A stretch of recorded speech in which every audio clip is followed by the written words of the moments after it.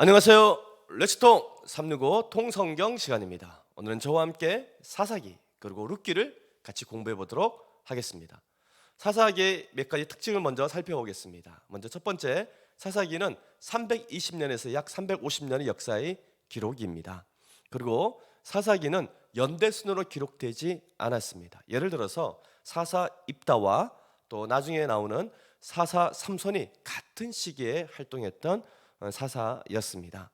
사사기의 세 번째 특징을 살펴보면은 성경학자들은 사사기를 영적 암흑기라 그렇게 부릅니다. 왜냐하면은 제사장나라 가장 중요한 특징인 성막 그리고 제사대도 레인 그리고 5대 제사가 무너졌기 때문에 그렇습니다. 한마디로 얘기하면 모세가 세팅하고 또 만나 세대가 세웠던 제사장나라 시스템이 완전히 붕괴된 시대가 바로 사사시대였습니다. 그래서 사사시대를 영적 암흑기라 그렇게 부릅니다.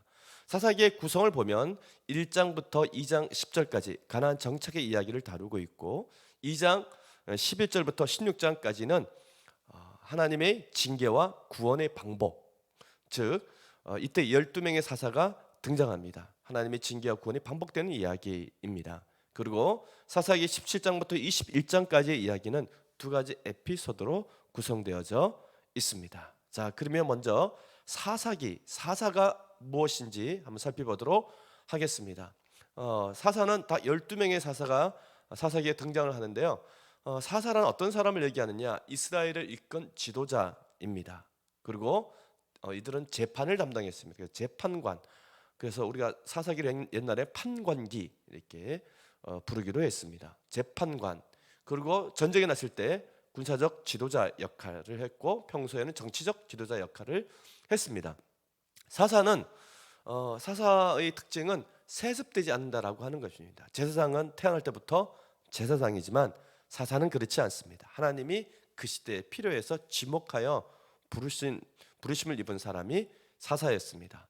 그리고 12명의 사사를 이렇게 살펴보면은 이들은 사회 변두리에 있었던 사람도 많았습니다. 예를 들어서 손에 장애가 있었던 사람들 또는 여자도 있었고요. 그리고 동네 깡패를 불렸던 사람도 있었습니다. 그리고 사사들은 이스라엘 전역을 다 통치하고 다스리는 것이 아니라 어떤 부분적인 지역만 통치하고 다스렸습니다. 자, 사사 시대의 가장 중요한 특징은 왕정이 시작되기 전이었기 때문에 왕이 없었다. 즉 왕정 시대가 아닌 것이죠. 하나님이 왕 되시고 하나님의 법으로 통치하는 제사장 나라 기간이 바로 사사 시대였습니다. 근데 그것이 잘 되었을까? 그 내용을 한번 사사기를 통해 살펴보도록 하겠습니다. 사사기는 크게 6개의 줄기 이야기가 있습니다. 첫 번째 줄기 이야기는 쫓아내지 못한 족속들입니다. 만나 세대는 광야 40년 생활을 잘 마무리하고 그리고 여호수아와 만나 세대들이 가나안 정복 전쟁 5년 동안의 정복 전쟁을 통해서 그 땅을 잘 정복했고 또 갈렙의 도움으로 땅 분배, 그 어려운 땅 분배 문제도 정말 은혜롭게 잘 끝냈습니다. 이제 그동안 누리지 못했던 평화와 번영을 누리며 살아갈 행복한 날만 기다리고 있었습니다. 근데 사사기 1장 27절 이하의 말씀을 보면은 아직까지 쫓아내지 못했던 가나안 족속들의 이름이 나옵니다.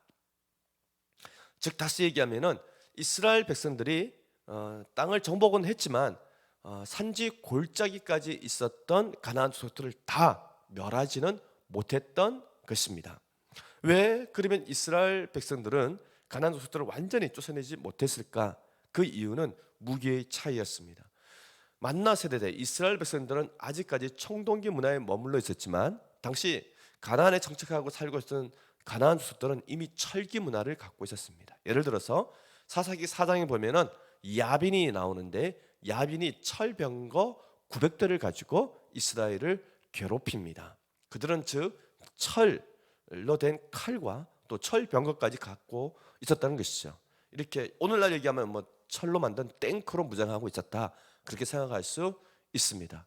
그래서 산지 이렇게 평지에서 싸움은 다 이기고 그들 내쫓았지만 골짜기까지 있었던 가나안 족속들은 쫓아내지 못했던 것을 보게 됩니다. 근데 이것은 앞으로 끔찍한 결과를 갖고 옵니다. 성경에 기록된 대로 그들은 이스라엘을 괴롭히는 옆구리를 찌르는 가시와 같은 역할을 하게 되죠. 계속해서 이 족속들로부터 괴롭힘을 당하는 것을 보게 됩니다. 두 번째 줄기 이야기는 신앙교육의 소홀입니다. 신앙교육을 소홀한 그 결과가 어떤 것인지 사사기는 잘 보여주고 있습니다.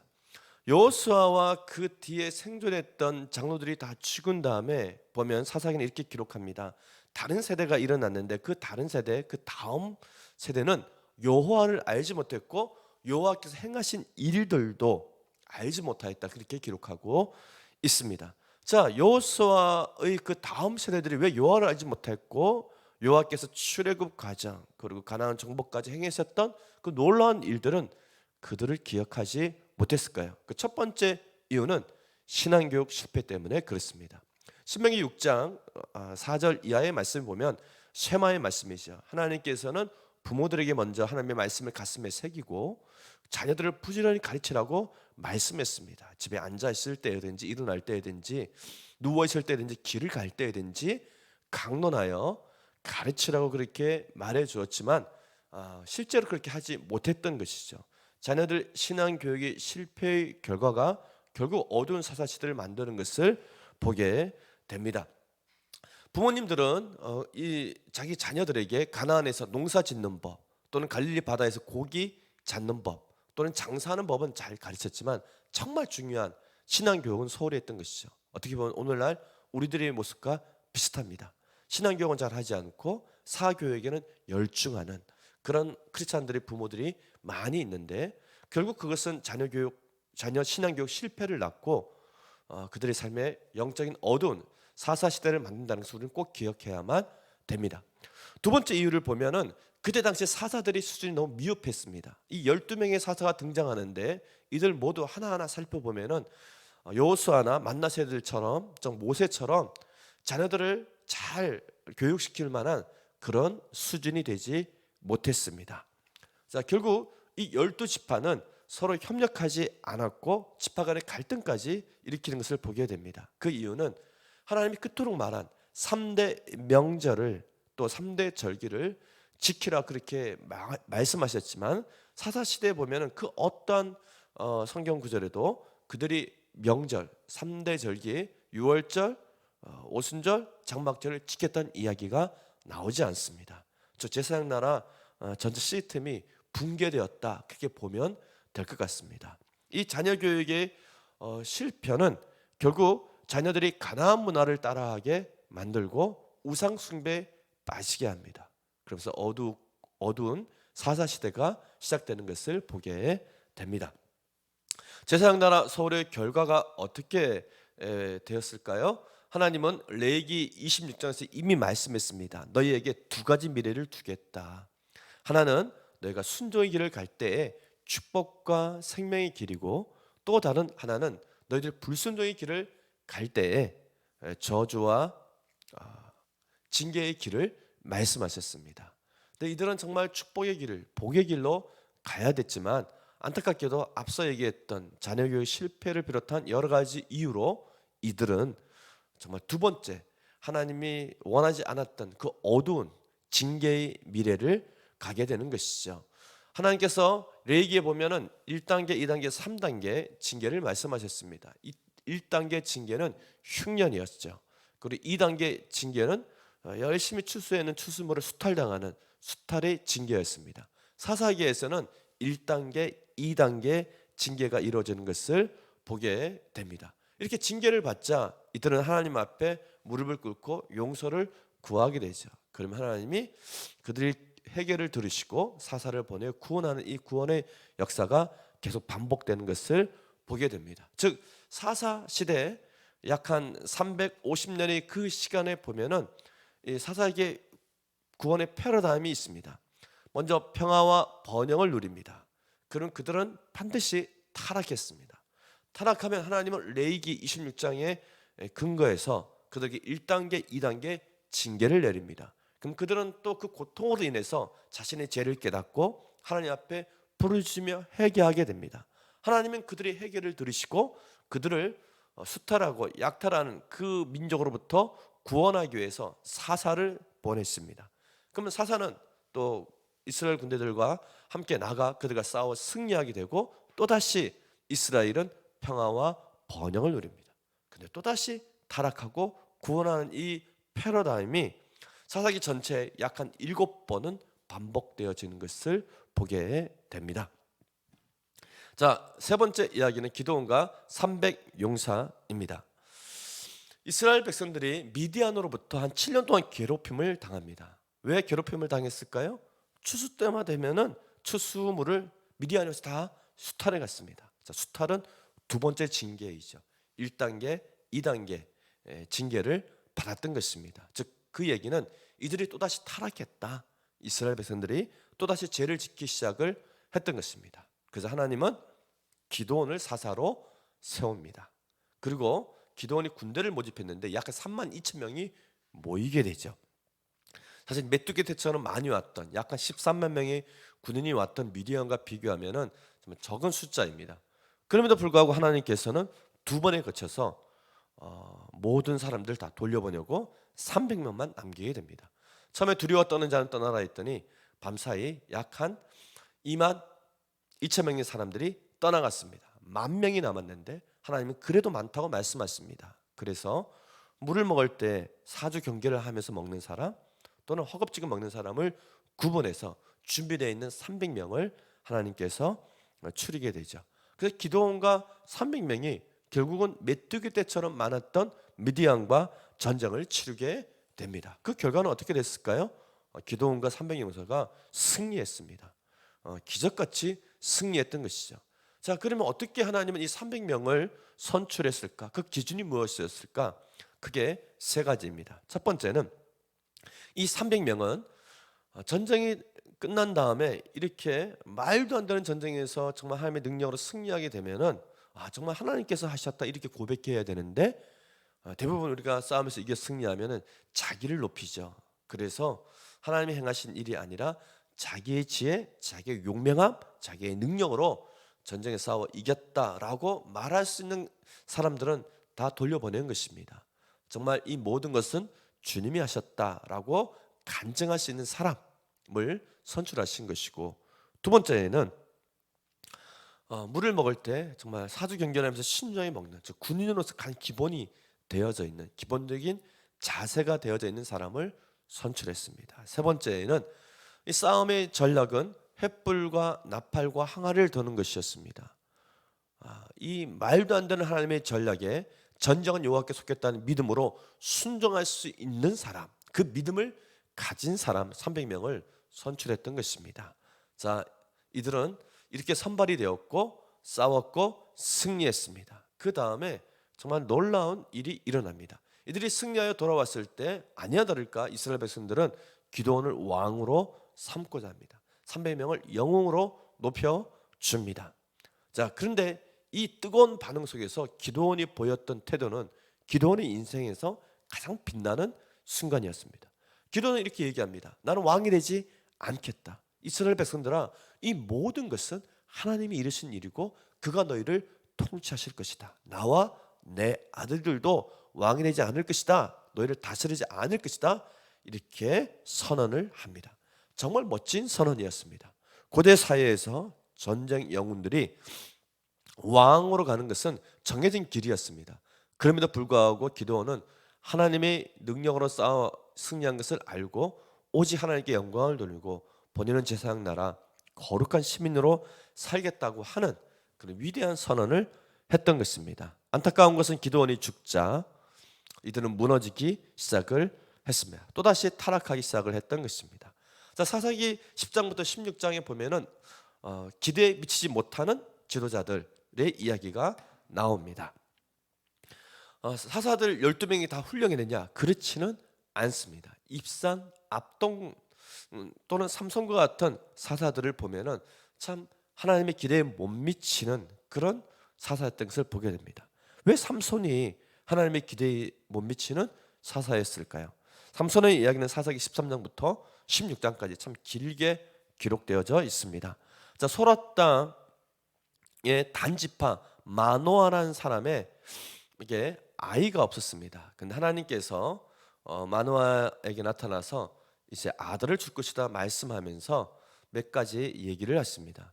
하나는 절대 그 아이 머리에 삭도를 대지 말라. 그리고 포도주와 독주를 마시게 하면 안 되고 어떤 부정한 것, 죽은 시체도 만지면 안 된다.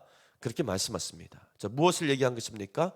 이것은 민수기 6장에 나와 있는 나시린법이죠. 즉 나시린을 너에게 주겠다. 그렇게 말씀하셨던 것입니다. 그래서 아이를 잉태하게 되고 아이를 낳았는데 그 이름이 삼손입니다. 자, 하나님께서 왜 이렇게 했을까? 하나님의 기대는 지금까지는 사사들을 부를 때 그들이 이미 성인이 되었을 때 그들을 대부분 불러서 사용을 했습니다. 근데 그 결과가 그리 좋은 것은 아니었습니다. 그래서 이번에는 뱃속에서부터 구분하고 준비시켜서 사사를 세웠던 것입니다. 어렸을 때부터 하나님의 말씀을 잘 성장해서 정말 멋진 사사가 되기를 바라셨던 것입니다. 다행히 사실 마노아는 민수기 6장에 나오는 나시린법을 잘 알고 있었고 하나님이 무엇을 얘기하는지 잘 알았습니다. 그래서 그렇게 아이를 키우고자 했는데 자녀 교육이 뜻대로 되지 않았습니다.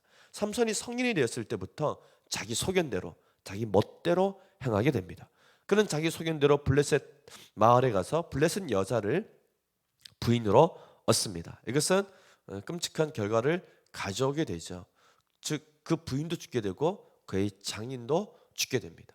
그래서 그 블레셋 사람들에게 복수한다는 명분으로 블레셋 사람들을 다 쳐 죽이는 일도 있었습니다. 근데 그 과정에서 보면은 삼손은 율법에 어긋난 행동들을 합니다. 예를 들어서 사자를 찢어 죽이는데 사자에게서 꿀이 생겼습니다. 그 꿀을 먹습니다. 자, 나시린 법은 절대 죽은 사체에서 나온 것을 먹으면 안 됩니다. 근데 그걸 먹었고 부모님께도 거짓말을 하고 그 꿀을 갖다 주었습니다. 즉 삼손은 자기 멋대로 살았던 것입니다. 자기 소견대로 하나님의 율법 말씀 앞에 경외하는 마음으로 순종한 것이 아니라 그냥 자기 힘을 믿고 자기 지식을 믿고 자기 소견대로 하나님을 위한다는 명분 아래 살았던 것이죠. 이게 참 실망스러운 삼손의 모습이었습니다. 그러나 삼손에게 하나님의 능력이 나타났고 늘 이스라엘 백성들을 구원하는 일들을 하게 되죠. 그런데 그는 들릴라의 유혹을 받게 됩니다.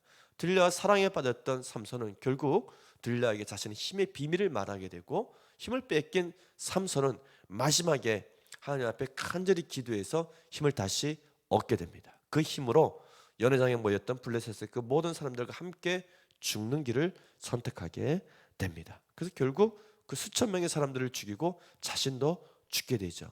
이와 같은 사사 삼손의 모습은 우리에게 어떤 교훈을 주나 하면은 들릴라, 자기가 사랑하는 여인 들릴라와 하나님 사이에서 갈팡질팡하는, 그러다가 결국은 들릴라 유혹에 넘어가서 인생이 실패로 끝나고 마는 이 삼손의 이야기는 그때 당시 이스라엘 백성들의 모습이었습니다. 하나님과 우상 사이에서 갈팡질팡하는, 그러면서 점점 더 우상에 빠져드는 그 이스라엘 사람들의 모습은 결국 삼손처럼 멸망할 수밖에 없다는 교훈을 주고 있습니다. 오늘 우리는 어떻습니까?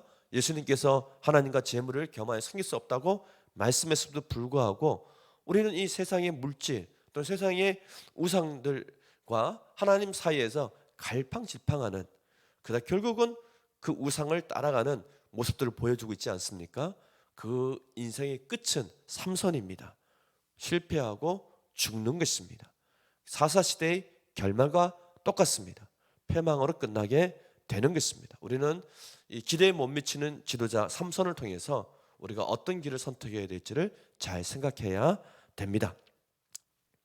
이어지는 다섯 번째 이야기는 두 가지 에피소드 이야기입니다. 사사기 16장부터 17장까지는 두 가지 에피소드가 나옵니다. 그 첫 번째 에피소드는 베들레헴에서 일해야 될 레인이 자기의 그 거주지를 떠나서 에브라임 지파에 와서 미가의 집에 취업하는 이야기입니다. 왜 이 사람은 베들레헴을 떠나 에브라임 산지까지 오게 되었을까요? 그것은 먹고 살기 위해서 그랬습니다. 즉 생계가 어려워지자 생계를 유지하기 위해서 자기 거주지를 떠났던 것이죠. 그러나 이것은 명백히 율법을 어기는 행위였습니다. 왜냐하면 레위인들은 48개 성읍으로 파송을 받았고 그 파송받은 근무지에서 죽을 때까지 살아야 되는 것이었습니다. 그런데 생활이 너무 어려우니까 그것을 떠났던 것이죠. 왜 레인의 생활이 어렵게 되었을까요? 12지파가 제물을 드리지 않았습니다. 즉 10의 1조를 드리지 않으니까 생계가 막막해졌던 것입니다. 자, 에브라임 3지로 온 레인은 미가의 집에서 연봉 계약을 맺습니다. 1년에 은 10개 그리고 의복 1벌 숙식을 제공받는 조건으로 미가의 집에 축복을 빌어준 제사장이 됩니다. 이 모습은 오늘날 무당과 같은 모습이죠. 한 개인의 집에 축복을 빌어주는 그런 안타까운 신세로 전락하게 된 것입니다. 그런데 나중에 보면은 단지파에게로 또 옮겨갑니다. 자, 단지파로 갈 때 단지파는 미가의 집에 주었던 연봉보다 더 큰 연봉을 제시하게 되고 그 더 좋은 조건을 따라서 자신의 근무지를 또한 단지파로 옮기는 그런 안타까운 레인의 모습을 보게 됩니다. 즉 레인들이 타락한 것이죠. 두 번째 에피소드는 더 참담합니다. 레인이 첩을 두었습니다. 레인이 첩을 두면 안 되거든요. 첩을 뒀는데 이 첩이 레인 남편에게 상처를 받고 친정으로 가게 됩니다. 그러자 레인이 친정으로 간 그 첩을 찾아가서 장인 어른께 잘 얘기해서 사죄를 하고 이 첩을 데리고 돌아오는 길에 기브아에서 유숙을 하게 됩니다. 한 노인의 집에 들어가서 노숙을 하게 되는데 그 밤에 베냐민 지파 불량배들에 의해서 끔찍한 일을 당하게 되죠. 이 첩이 결국은 죽임을 당하게 됩니다. 첩의 죽음 앞에서 이 레이는 하나님 앞에 자신의 죄를 보고 회개했어야 되는데 회개하기는커녕 오히려 분노합니다. 그래서 첩의 몸을 12조각을 내서 12지파에게 보내게 되죠. 그러자 11개 지파가 연합해서 베냐민 지파에게 이 일에 대해서 책임을 묻고 회개할 것을 요구합니다. 그러나 베냐민 지파도 회개하기는커녕 오히려 맞서 싸우게 되죠. 결국은 지파 간의 전쟁이 일어났고 그 전쟁의 결과 베냐민 지파 남자들은 다 죽고 약 600명만 살아남게 됩니다. 한 지파가 멸절될 뻔한 위기를 맞이했던 것입니다. 왜 이렇게 지파 간에 분쟁이 일어나고 레인들은 왜 이렇게 타락했을까요? 그것은 말씀이 사라지고 성막 그리고 5대 제사 3대 명절 이 모든 것이 다 무너졌기 때문에 그렇습니다. 그래서 마지막 6번째 이야기는 지파 간의 갈등입니다. 앞서 말씀드린 베냐민 지파가 멸절될 뻔한 그런 지파 간의 전쟁이 있었죠. 그런데 사사기에 보면 그만 있는 것이 아닙니다. 예를 들어 입다 사사 입다가 승리하고 돌아왔을 때에 에브라임 지파 사람들이 시비를 걸게 되죠. 근데 이 시비에서 입다는 자신의 감정을 주체하지 못하고 에브라임 지파와 전쟁을 벌이게 됩니다. 그 결과 약 한 4만 2천 명의 에브라임 지파 사람들이 죽임을 당하게 됩니다. 끔찍한 사건이었죠. 그래서 이렇게 서로 하나가 돼서 제사장 나라를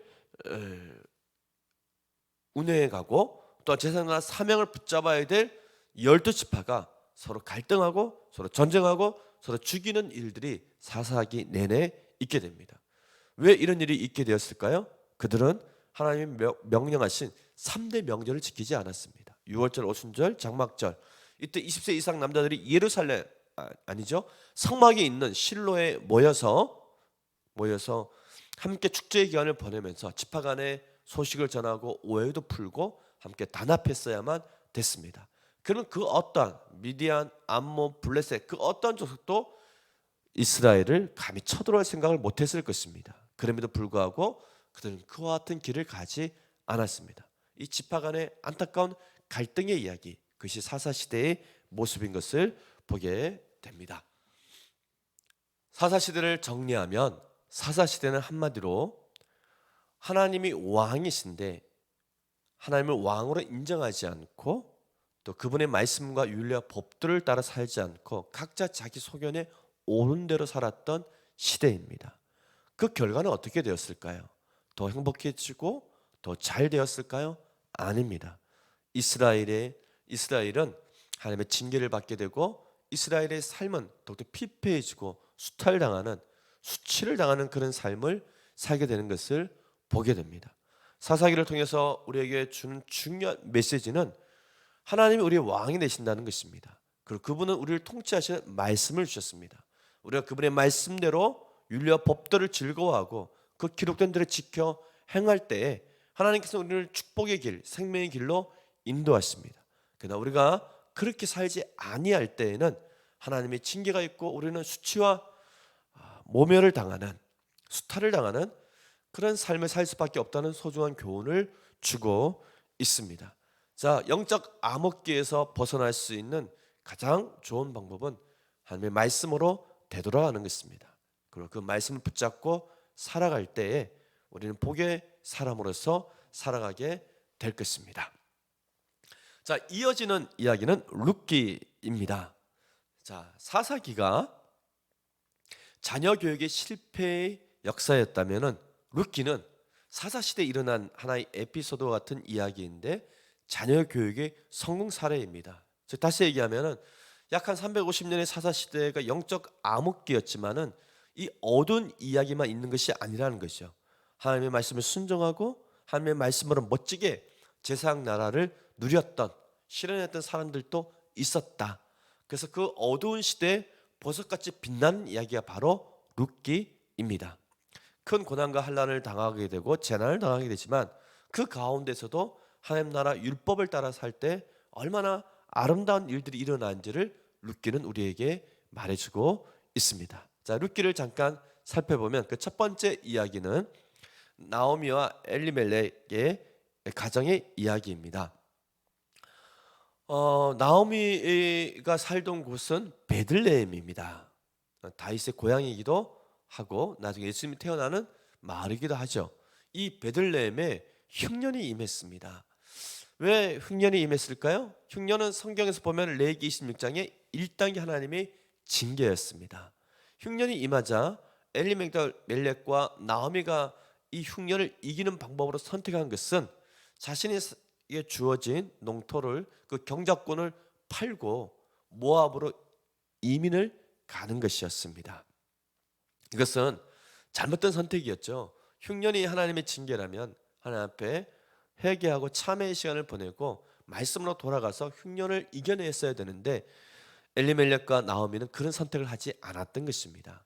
자, 모압으로 이사를 갔던 그들은 자신의 두 아들 말론과 기론이 그 모압의 여인들과 결혼을 하게 됩니다. 근데 훗날 남편도 죽고 두 아들도 죽습니다. 여인 셋만 남게 되죠. 그때야 비로소 나오미는 자신의 인생을 정말 붙잡고 의지해야 될 분은 하나님 한 분밖에 없다는 것을 깨닫게 됩니다.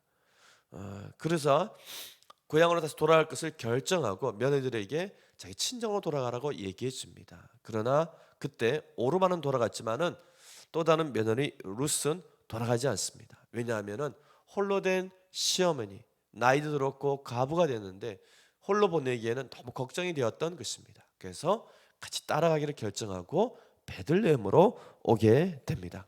베들레헴으로 왔지만은 사실 먹고 살 것이 없었죠. 그래서 룻은 양식을 구하러 나갈 수밖에 없었습니다. 하나님께서는 이 룻을 보아스의 밭으로 인도하게 됩니다. 보아스는 룻을 알아봅니다. 룻이 정말 시어머니를 얼마나 잘 섬기는지 정말 좋은 여인이라는 소문을 듣고 있었던 것입니다. 보아스는 룻에게 이렇게 얘기를 합니다. 다른 밭으로 가지 말고 내 밭에서 이삭을 주라고 그렇게 얘기해 줍니다. 그리고 일꾼들에게는 룻을 절대로 건들지 말라고 얘기합니다. 경고였죠. 어떤 경고였을까요? 룻을 건드는 자는 가만히 두지 않겠다는 것입니다. 왜냐하면 이방 여인이자 과부였던 룻은 동네 사람들이 그 당시 사사시대잖아요. 가만히 두지 않습니다. 우리가 기브아에서 일어났던 레인의 첩이 밤에 어떤 일을 당한지 알고 있지 않습니까? 그렇기 때문에 그를 보호해 줄 사람이 없었던 것이죠. 그러나 보아스가 그의 보호자가 되었습니다. 절대 이 여인을 건들지 말라. 그리고 일꾼들에게 이렇게 부탁합니다. 이삭을 일부러 흘리라 그럽니다. 왜 흘리라 그랬을까요? 밭에 떨어진 이삭은 룻의 것이 되기 때문에 그랬습니다. 일명 밭모퉁이 법이죠. 레위기법에 의하면은 밭에 떨어진 또는 밭의 한 모퉁이는 그 동네의 과부와 고아, 거류 및 나그네를 위한 것이다. 그렇게 말씀해 주셨기 때문에 합법적으로 정정당당하게 밭에 떨어진 이삭을 주어서 자기 양식으로 삼을 수 있었던 것입니다. 이 레위기법에 따라서 보아스는 룻에게 은혜를 베풀어 주었던 것입니다. 자, 그런데 룻이 정말 이 보아스의 말 한마디 한마디에 감동을 받습니다. 당신이 이 하녀와 같은 여인의 마음을 기쁘게 했다. 보아스의 어떤 말이 룻의 마음을 기쁘게 했을까요? 보아스 했던 말 한마디 한마디는 다 레이기, 하나님의 율법에 기록된 말씀이었습니다. 성경으로 대화하니까 상대방이 엄청난 은혜를 받는 것을 보게 됩니다. 우리도 이런 대화를 했으면 좋겠습니다. 우리가 성경을 갖고 이웃과 대화할 때 이웃들은 우리의 말을 통해서 엄청난 감동을 받게 될 것입니다. 자, 이 이야기는 아름답게 결론 지어집니다. 결국은 룻과 보아스가 결혼을 하게 되죠. 자, 결혼을 하는데 그 과정을 보면은 계대결혼법 그리고 기업 물을 자의 법을 이용을 해서 결혼을 하게 됩니다. 사실은 보아스는 계대결혼법과 기업 물을 자 이 법에 따라서 결혼을 선택할 때는 엄청난 자신의 재산의 희생이 있었습니다. 나오미의 생계를 그 밭을 다시 되찾아줘야만 되기 때문에 그러죠. 그러나 룻을 사랑했던 보아스는 기꺼이 그 모든 희생을 치르면서 법에 의해서 룻을 자기 아내로 맞이하게 됩니다. 자, 이들은 결국 결혼했고 아이를 낳게 됩니다. 룻기 4장 21절에 보면 이렇게 기록되어져 있습니다. 살몬은 보아스를 낳고 보아스는 오벳을 낳고 이렇게 기록되어져 있죠. 결국 오벳은 이새를 낳고 이새는 다윗을 낳게 됩니다. 근데 이 룻기의 족보가 마태복음에 그대로 나오는데 마태복음에 나온 예수님의 족보에 보면은 이렇게 기록되어져 있습니다. 살몬이 라합을 통해 보아스를 낳고 보아스는 룻을 통해 오벳을 낳고 그렇게 기록되어져 있습니다. 자, 보아스 정말 베들레헴에서 찾아보기 힘든 하나님의 말씀으로 잘 훈련된 디모데 같은 사람이었습니다. 그의 말 한마디 한마디는 일꾼들을 비롯한 룻의 이방 여인 과부였던 룻의 마음까지도 감동을 시킬 정도로 정말 훌륭한 사람이었습니다. 어떻게 보아스가 이렇게 성경의 사람이 될 수 있었을까요? 부모로부터 교육을 잘 받았는데 그 어머니가 라합이었다는 것이죠. 라합이 누구입니까? 여리고 성을 점령할 때 정탐꾼들이 만났던 가나안의 기생이었죠. 가나안의 기생이었지만 소문으로만 듣고도 하나님에 대한 믿음이 있었고 그 믿음을 가졌던 라합은 결국 유대인 살몬과 결혼을 했고 결혼을 해서 보아스를 낳았던 것입니다. 보아스를 낳은 다음에 율법에 따라 아이를 성경으로 잘 가르쳤던 것이죠. 그래서 보아스가 훌륭한 말씀의 사람이 되었고 또한 보아스는 룻 이방인 룻과 결혼해서 오벳을 잘 교육을 시켰던 것입니다. 즉 이렇게 해서 이방 여인 라합과 룻이 예수님의 족보에 오르게 되는 살몬과 보아스의 이름도 예수님의 족보에 이르게 되는 영광을 누리게 되는 것을 보게 됩니다. 자, 우리는 이 족보를 통해서 자녀 교육이 얼마나 중요한지를 다시 한번 깨닫게 됩니다. 자, 룻기에 대해서 제가 짧게 말씀을 드렸습니다. 자, 룻기는 하나님의 말씀대로 그 책임을 다한 보아스란 인물, 그리고 또한 아프고 모진 세월의 경험을 통해서 더욱 성숙해져 가는 나오미, 그리고 생명을 다해 하나님과 시어머니를 사랑하고 섬겼던 룻의 그 아름다운 이야기들이 함께 어우러져 있는 것이 바로 룻기입니다. 순종과 말씀의 사람 보아스가 룻을 만나게 되고 그리고 나오미는 이 시련의 과정을 통해 다시 말씀으로 돌아오게 되는 이 모든 과정을 통해서 하나님의 말씀의 위대함을 다시 한번 깨닫게 됩니다. 우리가 정말 아무리 흉년을 만나고 어려운 세월을 살아간다 할지라도 말씀이 중심이 되어 말씀 안에서 모든 문제를 바라보고 또한 해결하고 또 말씀으로 끝까지 이겨 승리할 때 기어코 그 말씀이 우리의 삶을 새롭게 회복시켜주고 아름다운 하나님 나라를 경험하게 한다는 사실을 룻기를 통하여 배워야 됩니다. 두 권의 책 사사기 그리고 사사시대에 빛나는 보석 같은 이야기 룻기를 통해서 오늘날 이 시대에 우리들의 모습을 다시 한번 점검해보고 말씀으로 돌아가는 그런 삶이 되기를 기대합니다. 오늘도 성경 한 권이면 충분합니다. 화이팅!